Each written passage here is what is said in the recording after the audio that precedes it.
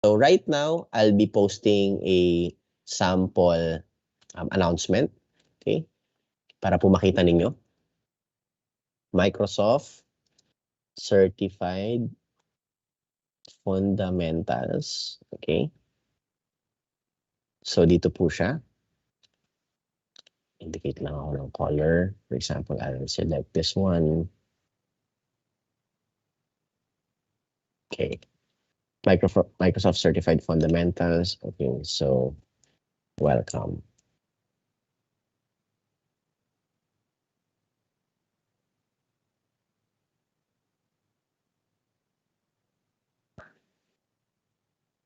So, indicate natin. Hold on. So, I'll be posting po the welcome note. Okay. At the same time, the recording, I'll be posting the whole recording po doon sa Microsoft Teams po natin. Okay. So, just in case meron kayong na-miss out na information, you can always go back to Microsoft Teams and doon po namin pinopost po lahat. So, kung sakali pong may especially sa latecomers po today, balik lang po kayo sa Microsoft Teams. The full recording will be posted po doon. Okay? So, hindi na po kami mag-send ng email one by one kasi po it's time consuming at the same time. Pag may nag-reply po kasi na, for example, I send like 200 emails, kung may magre-reply out of 200, medyo mapupuno po yung inbox ko po eh. So, gagamitin po natin is yung Microsoft Teams para meron po tayong real-time collaboration po. Okay? So, let me go back to my Microsoft Teams. Okay. So, here.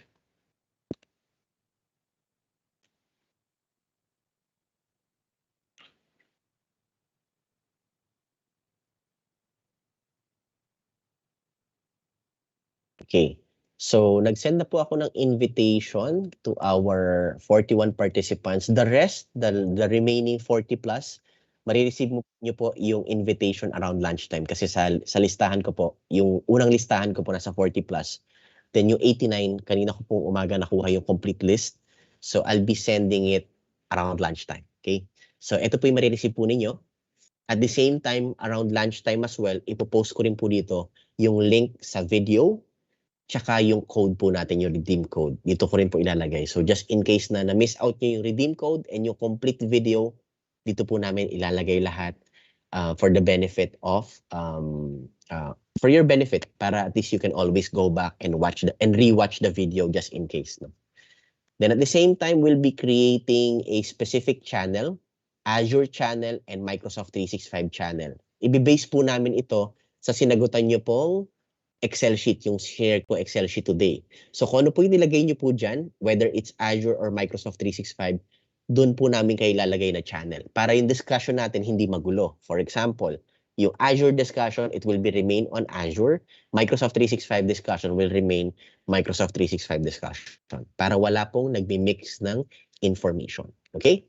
So, to those MOS, kung meron po tayong participants dito who will be taking MOS, the MOS invitation will happen around lunchtime as well. No? Ibe-base ko lang po yun kung ano yung na-receive kong master list. So in any event na wala kayo sa master list po or merong na-miss out, please update nyo lang po ako. Please send me a DM or the direct message just in case na meron kaming na-miss out na information. Okay? So I think that's it. This is, that's the whole LearnKey Access, Azure and Microsoft 365. It's pretty straightforward and you can learn at your own pace. Hindi ko na po ipi-play yung video one by one kasi time consuming po kung ipi-play ko po yung video each and every one. You can actually study it at your own pace po. Okay? So I'll be entertaining all the questions right now. Okay? Please raise your hand to all. Okay. Okay. I'll be calling our participant. Sir Ricardo, you're raising your hand.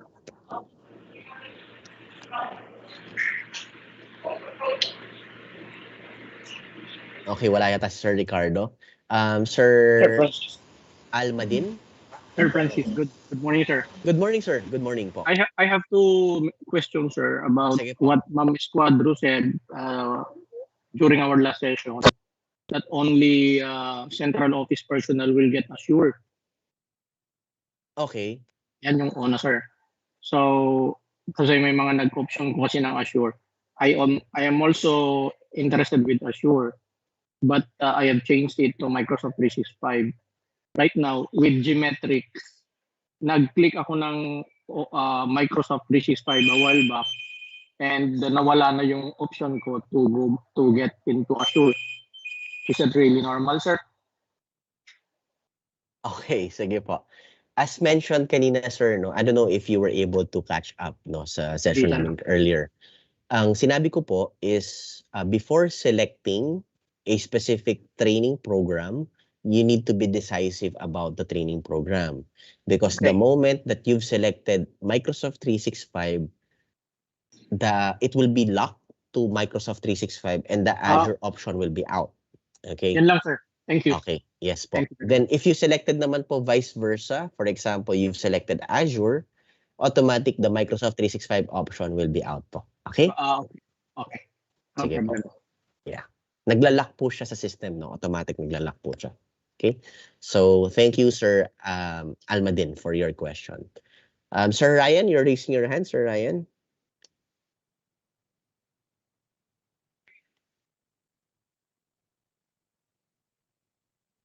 Okay. How about Sir Jim?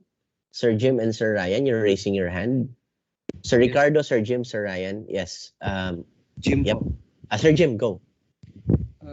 Dito po sir sa Excel file na shinare nyo sir, I think ito po yung pre-registration prior to the orientation kasi yung sinelect ko is Microsoft Azure. But nung na tayo ng access code sa Geometrics, yung sinelect ko po is M365, baka po mapunta ako sa ibang channel po. Okay. Ang gawin nyo na lang, sir, update nyo na lang po yung listahan. Automatic mag-update naman po yung list ko pag pinatan nyo yan. Okay, sir. Okay. So that one is a live link. So you can, any changes na gagawin nyo po yan is, marireceive ko naman po yung changes na gagawin po ninyo. Okay? So kung sakaling, naka-pre-registration and mali po yung nakalagay na type of examination, please modify it na lang po. Okay? Thank you, Sir Jim. How about Sir Almadin? Do you have a follow-up question, sir? Naka-raise your hand. Paano po tayo?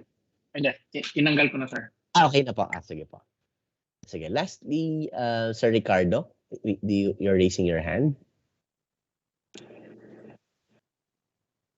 Okay. Sige po. Okay, so that's it from my end. Debbie, can we flash the technical requirement just in case na kasi baka may ma-encounter kayong technical issues so we want to share lang the full technical requirement. If you're using a Windows device, whether it's 8.1 or Windows 10, you're all good. But if your Windows is lower version, we highly suggest use the browser version na lang po, no? For example, you're using Windows 7 or worse, baka you're using Windows XP, wag naman po sana, no?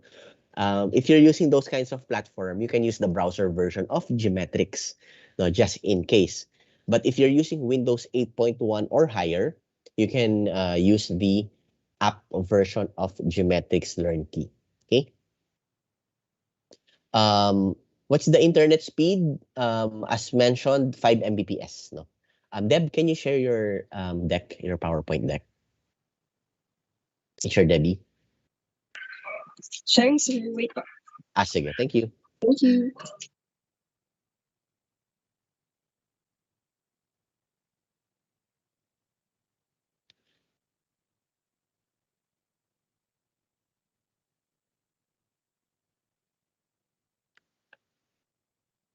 Okay. So far po, kumusta? May mga nagiging problem po ba tayo sa access? All good? Wala naman pong issues? So we have total of 66 participants. All good. Okay. Sige po. Thank you. Sige po. As mentioned, ito po yung specs po natin sa screen po natin. So processor, 1.6 gigahertz, okay, or higher. Sa RAM po natin, 2 gig or 4 gig, whichever is your operating system. So if it's 32-bit, 2 gig is good. If it's 64-bit, 4 gig is good. 4 gig or higher. Okay? Then free disk space, 500 MB. So it's a little bit maliit lang naman po yung requirement. And then for the resolution, 1024 by 768. Okay? Then mouse keyboard is a requirement kasi you'll do couple of activities po in your geometrics and learn key. And lastly, 5 Mbps of internet connectivity. Yung 5 Mbps internet connectivity, if you're using learn key or geometric, that is the ideal lang naman po. If it's lower, it will still work if your internet connection is lower. But my suggestion, the 5 Mbps on the examination day po. Okay, please remember, sa examination day po natin, as much as possible, if you can have 5 Mbps or higher, no? Sa examination day. And that would be on, let me check our calendar. Examination day will be on 29th of June. So please ensure a 5 Mbps internet speed on June 29 po. Yan po yung examination day po natin. So again, yung sa geometrics and learn key, recommendation lang po ito, 5 Mbps. If it's lower, gagana pa rin naman po yan, don't worry. Okay? So I think we have we're all good with the question. Let me how long would be the examination? Okay. Sige po. Sige, isa-isahin ko lang po yung question po natin. So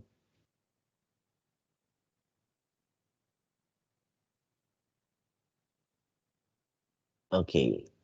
Sir Francis Hernandez, pag naka-laptop po ako, need ho ba external USB na mouse? Ay, no need, Sir Christopher. If you're using a laptop, you're all good.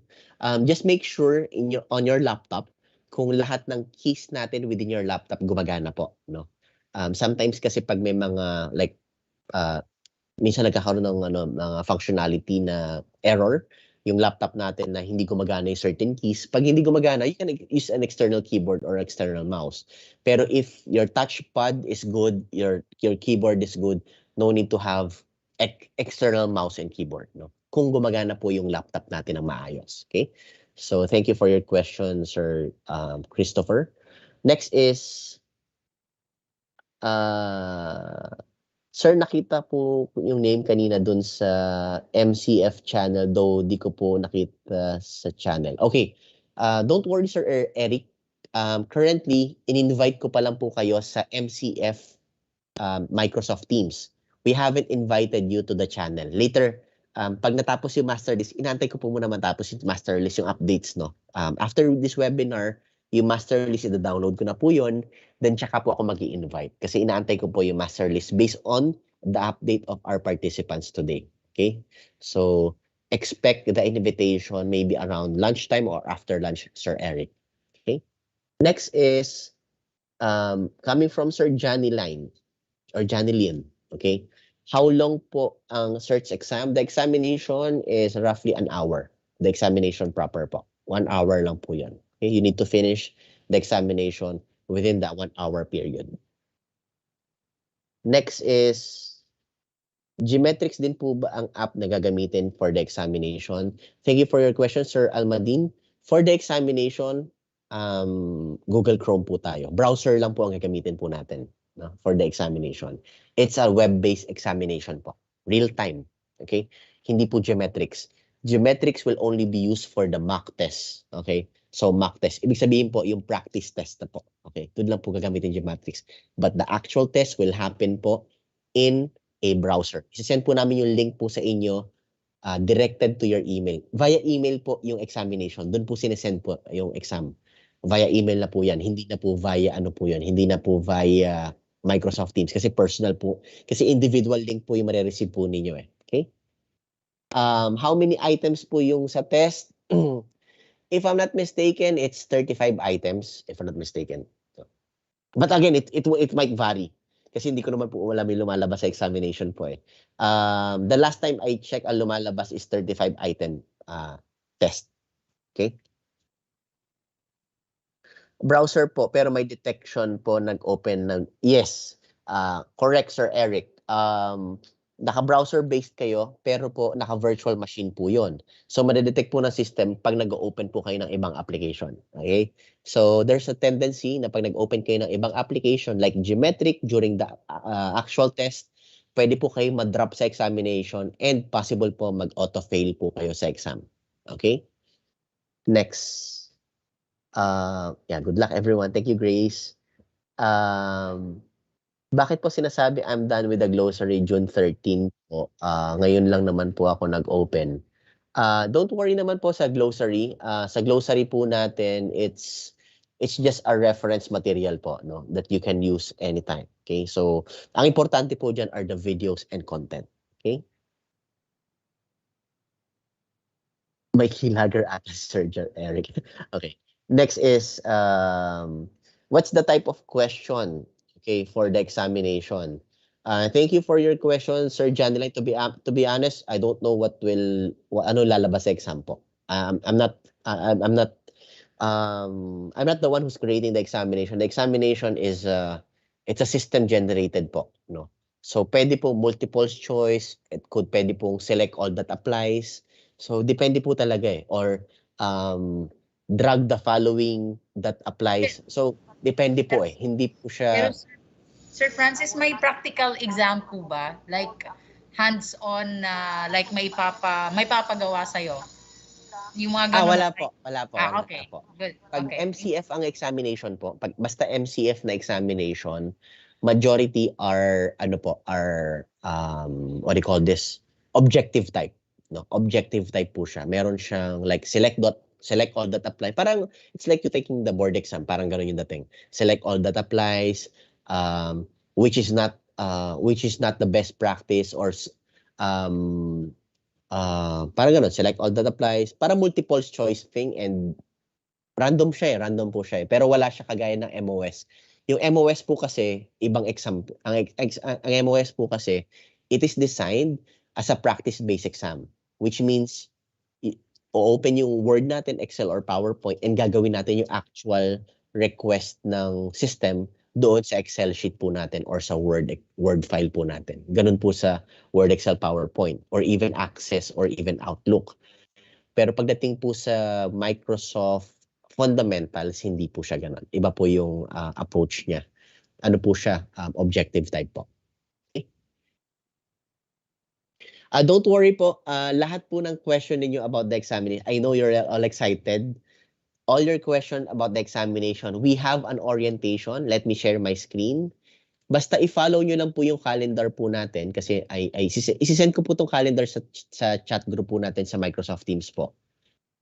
Ang calendar po natin, okay, so let me check it now. Okay, ang calendar po natin is this. Okay. So this is how our calendar looks like. Can you see my screen? Meron po tayo orientation on the 24th po. Okay? So, all the related questions to examination, even if alam kong excited po kayo ngayon, lahat po yan, pwede nyo pong ibigay sa 24 na lang po. Kasi meron po tayong 2-hour orientation about the examination proper. Ano yung what to expect, do's and don'ts, and yung mga tips namin sa examination when taking the exam po. Okay? So, dito po namin bibigay yan sa 24th po of June. Okay? We'll be sending the link as well sa chat group po natin under Microsoft Teams po. Okay? So, what's the next step? Okay, the next step po natin. Okay, so do we have any question po? Okay, so ang next step po natin, expect an invitation on Friday, and that will be the geometrics demo po. So, papakita namin yung geometrics kung paano siya ginagamit and paano siya ina-access po. And we will be releasing the codes for geometrics mock test on Friday po. Okay?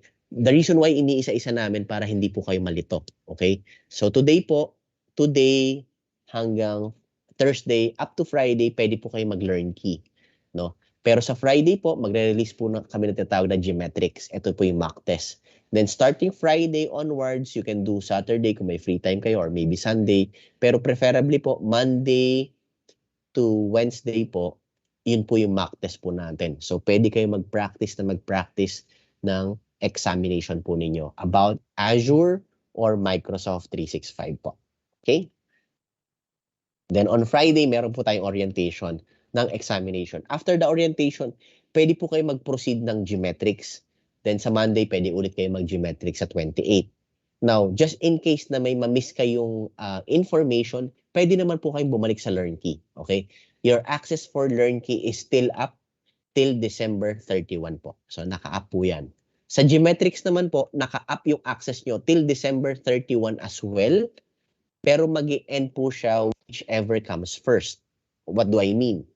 Meron po kayong access sa Geometrics key ng 20 times po, no? If I'm not mistaken. 20 times lang kayong pwedeng mag-exam sa Geometric. Anything beyond it, maglalak na po yon yung Geometrics po ninyo for your access keys for Geometrics. So 20 times lang po tayo per user. So 20 times or sa December 31 po, whichever comes first. Which means pag December 31 pero naka 10 times lang po kayo, automatic maglalak na po siya, mawala na po yung access ninyo. Pero kung makapag 20 times access na po kayo ng Geometrics prior to December 31, automatic maglalak na rin po yung Geometric niyo. That's the last set of exam na marireceive nyo for Geometric. Hanggang 20 times lang po siya. Okay? For MCF and Azure. So 20 times lang po yun. Kung ano po yung pinili po ninyo. Okay? So this is the calendar. I'll be posting po ito sa group chat po natin dito po sa Microsoft Teams po. Dito sa Microsoft Teams. So expect po a communication from us in our Microsoft MCF po. Okay? Dito po sa MCF natin. Okay? So dito po namin ipopost lahat ng mga next steps natin po. Okay? For your guidance. Sige po. So I think I'm all good. Debbie, do we have a survey for this morning ba? No, sir, we don't have po. We don't have. It's really focused sa LearnKey. LearnKey lang talaga. Sige. Thank you. So we have received the calendar together with the email sent by USD. Okay po. Sige po. Thank you, sir. Ma'am Janeline po. So then, may essay po ba? Wala po tayong essay, no? Don't worry. Sa examination, wala naman pong essay type doon. So, don't worry. Wala kayong gagawing essay. This is more of, mga questions, objective questions po, no? Wala pong essay type, no? So, but if you're requesting an essay type, we can escalate that request, no? In the future, baka magkaroon ng essay type po. Okay? Sige po. Next is, can I take the mock test anytime and can I take it more than once? Yes, as mentioned, 20 times po. Okay? Sir Christopher, so according to Sir Christopher, GG na mga ITO, may tumawag bigla na browser. Okay, sige. Okay, so practical question po ba or objective type? Combination po, Sir Sir Almadin, yung yung lumalabas po doon, no? Combination of questions po yun. To be honest, I don't know what will appear. Pero ang pinaka-similar po, ang pinaka-malapit po na description, pag nag-mock test po kayo, makikita niyo po yung parang simulation ng actual exam, no? So, hintayin niyo po yung mock test. The mock test will happen on a Friday po, no? So, doon po makikita niyo kung ano yung itsura na examination ng Azure and Microsoft 365 po. Okay? Next. Sir, paano po kung may biglang tumawag sa computer kasi may... Okay, sige. To answer your concern, Sir Christopher, kasi alam naman po natin sometimes connected yung Facebook natin sa sa desktop. Ang suggestion ko po, no, while taking the examination or prior to taking the examination, meron po tayong orientation. So tuturo po namin doon kung paano nyo po i-remove lahat ng available opened applications. So yung mga Facebook Messenger po natin, Viber po natin, dapat po yon lahat naka-close po. Kasi tendency po, pag nagtitake kayo na examination and bigla may tumawag, baka ma-disrupt po yung examination po natin. So tuturo po namin yan sa examination orientation on 24 po. Okay? Next. Yeah, so I think we're all good here. Okay? So again, thank you everyone for joining this morning to our orientation for the demo of LearnKey. Again, it's pretty straightforward. Ang dali lang po gamitan ng LearnKey, no? Hindi naman po kailangan ng rocket science to access LearnKey. It's pretty straightforward. You can access it at your own time, and best part, you can still work your task in DepEd. Then after that, you can do the learn key process at your own time po. So you can do it on lunchtime or maybe during breaks or maybe before going to bed bago kayo matulog. So if you want to invest like 30 minutes or maybe 1 hour of your time to study concept for learn key, you may do so. Okay? So lahat po yan will be recorded as reminded and we'll be submitting the report to DepEd and Microsoft on Friday po.